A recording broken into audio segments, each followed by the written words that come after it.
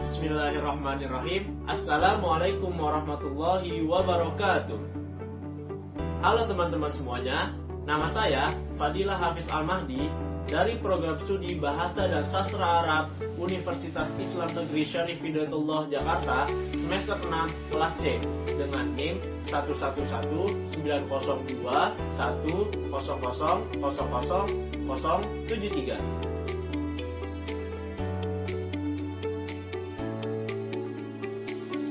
Video ini dibuat bertujuan untuk mengikuti syarat ujian tengah semester pada mata kuliah kodikologi yang diampuh oleh dosen saya yang bernama Bapak Muhammad Nida Fadlan MHum.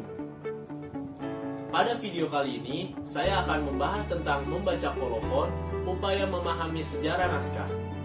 Sebetulnya, dosen saya memberikan 6 tema dalam mata kuliah kodikologi ini, khususnya pada ujian tengah semester ini. Namun, saya hanya memilih satu, yaitu membaca kolofon, upaya memahami sejarah naskah.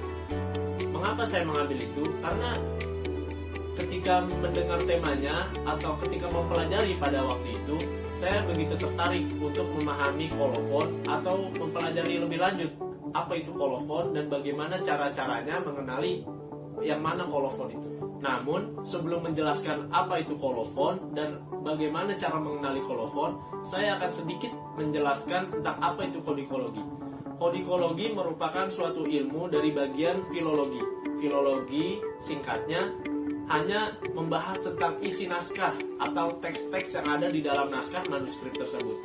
Kemudian, kalau kodikologi spesifik menjelaskan tentang bagaimana sejarah teks tersebut dibuat, apa latar belakang teks tersebut dibuat, atau dengan cara apa atau dengan apa teks itu dibuat. Pokoknya singkatnya kodikologi itu membahas tentang apa-apa yang di luar teks dari naskah tersebut, entah itu kertas, bagian-bagian eksternal dari teks tersebut. Jadi penting untuk mengetahui terlebih dahulu apa perbedaan antara teks dengan naskah. Singkatnya, naskah adalah wujud fisiknya, kemudian kalau teks adalah tulisan-tulisan yang berada di dalam naskah atau kandungan-kandungan yang berada di dalam naskah. Di dalam suatu naskah tidak selalu terdapat nama penulis, nama penyalin, ataupun keterangan-keterangan lain seperti keterangan waktu ataupun keterangan tempat. Jikalau informasi semacam itu ada, biasanya dapat ditemukan di awal naskah ataupun di akhir naskah. Di awal naskah biasa disebut dengan manggala. Kalau ditemukan di akhir naskah disebut sebagai kolofon. Nah, kolofon ini yang akan saya bahas pada video kali ini. Kolofon dapat ditulis dengan 2 atau 3 kalimat saja. Namun, syair-syair ataupun doa-doa yang terkandung dalam kolofon membuat bait-bait dalam kolofon itu menjadi panjang. Dan juga meskipun tidak selalu, namun pada umumnya bentuk kolofon itu berbentuk piramida terbalik. Jadi, cara paling sederhana untuk mengetahui dan mengenali apa itu kolofon, yang pertama berada pada akhir naskah yang berisi identitas tentang naskah berupa nama penulis, nama penyalin, keterangan tempat ataupun waktu, dan lain-lain. Kemudian yang kedua yaitu berbentuk piramida terbalik. Pembuatan kolofon bukanlah tanpa fungsi dan tujuan. Kolofon tentu memiliki fungsi-fungsi. Fungsi-fungsi ini saya ambil dari sebuah artikel yang dibuat oleh Henry Chamberlain, seseorang dari Prancis yang membuat artikel bernama Malay Colophon. Yang pertama, kata Bapak Henry Chamberlain, fungsi dari colophon adalah is to convey information about the text copied.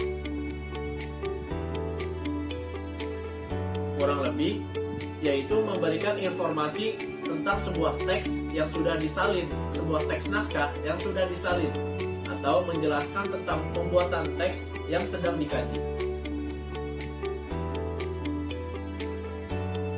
Nah, fungsi yang pertama ini kan tentang informasi tentang teks yang ditulis atau disalin. Nah, fungsi yang pertama ini masuk dalam ranah kajian ilmu filologi. Kemudian fungsi kedua, kata Bapak Henry Chamberlain, adalah is to convey information about copy, atau memberikan informasi tentang penyalinan teks naskah, sejarah kepenulisannya, dan lain-lain. Nah, fungsi kedua ini masuk dalam ranah kajian ilmu kodikologi karena membahas tentang sejarah penulisan atau penyalinan manuskrip tersebut. Pada awal kemunculannya, halaman judul atau kolofon hanya dituliskan secara sederhana sekali. Namun, seiring berkembangnya zaman, iluminasi atau ragam hias yang mengelilingi suatu teks dalam naskah mulai diterapkan untuk membingkai area yang berisi judul naskah atau kolofon, tentu agar terlihat lebih menarik. Kolofon yaitu catatan atau informasi yang ditulis oleh penulis atau penyalin naskah, menjadi salah satu informasi penting yang diteliti terutama dalam menganalisis naskah. Selain di akhir, kolofon juga terkadang ditemukan di halaman depan, seperti yang sudah saya jelaskan tadi. Kolofon dalam manuskrip Arab dan Islam biasanya diawali dengan salah satu frasa yang terkenal pada satu waktu. Frasa ini tergantung kapan sebuah naskah tersebut ditulis.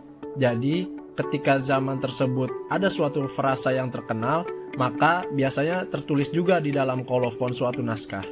Selain ditutup dengan frasa pada kolofon, umumnya sebuah naskah juga ditutup dengan doa, seperti doa Allahumma gfirli minal khotoya dan seterusnya. Menurut Francois de Roche dalam bukunya Islamic Codicology, dalam bahasa Arab, kolofon biasanya dimulai dengan kata kerja yang mengungkapkan penyelesaian. Biasanya memakai kata tam, faragh min, atau varian daripadanya, waqa'al tafrigh, wafaqal faragh, sadaful faragh, atau yang lainnya. Atau bisa juga dengan kata kerja untuk tindakan penyalinan, seperti kataba, nakola, nasaha, namako, allako, dan sebagainya. Kolofon juga biasanya akan merujuk pada sebuah teks naskah. Penyalin biasanya tidak selalu menyantumkan namanya dalam kolofon, dan biasanya juga hanya memberikan keterangan tahun saat teks itu disalin. Kalaupun dituliskan, beberapa dari mereka, yakni penyalin, hanya menggunakan isim atau nama panggilan. Begitupun lokasi penyalinan naskah. Seringkali yang ditemukan dalam kolofon hanya nama kotanya saja. Sebagaimana telah dikatakan sebelumnya, kolofon juga digunakan sebagai objek dalam naskah untuk mengetahui usia naskah dari keterangan waktu yang tertera. Akan tetapi, tidak semua naskah kuno memiliki keterangan waktu di dalamnya, dan kebanyakan hanya dituliskan tahunnya saja. Untungnya mempelajari ilmu kodikologi, yaitu ilmu yang mempelajari tentang fisik suatu naskah, yaitu jikalau di dalam kolofon tidak tertera tahun atau kapan sebuah naskah ditulis, kita dapat mengetahuinya melalui fisik naskah tersebut. Misal, suatu naskah dibuat menggunakan kertas Eropa. Nah, kita bisa mengetahui kertas Eropa itu dipakai biasanya pada tahun berapa. Nah, kita bisa menerka-nerka bahwasanya sebuah naskah apabila menggunakan kertas Eropa berarti dibuat pada tahun tersebut, pada tahun ketika kertas Eropa sedang marak digunakannya. Umumnya, keterangan waktu yang tertera dalam kolofon tidak spesifik menunjukkan waktu tersebut, karena dalam kolofon biasanya waktu ditunjukkan dengan waktu sholat, misal zuhur, asar, duha, atau fajar, karena tidak spesifik, misal jam 1 atau jam 2 seperti itu. Membaca frasa dan penanggalan ataupun dalam kolofon serta mengidentifikasi sosok penulis dan pemiliknya dapat memberikan petunjuk penting bagi para kodikolog dan akademisi dalam meneliti sebuah manuskrip, terutama dalam penentuan usia naskah. Oleh karenanya, ketika saya menonton suatu konten di kanal YouTube Ngariksa Channel yang diampu oleh Profesor Oman Faturrahman, beliau sangat senang ketika mendapatkan suatu kolofon yang di dalamnya sangat lengkap keterangannya, identitasnya, seperti keterangan waktu, nama penyalin, nama penulis, keterangan tempat, dan sebagainya. Karena hal itu dapat memudahkan seorang akademisi atau kodikolog untuk mengidentifikasi usia sebuah naskah. Mungkin di video kali ini cukup sekian yang dapat saya sampaikan. Kurang lebihnya mohon maaf. Assalamualaikum warahmatullahi wabarakatuh. Sampai jumpa di konten selanjutnya teman-teman semua. Jangan lupa subscribe ya. Dadah.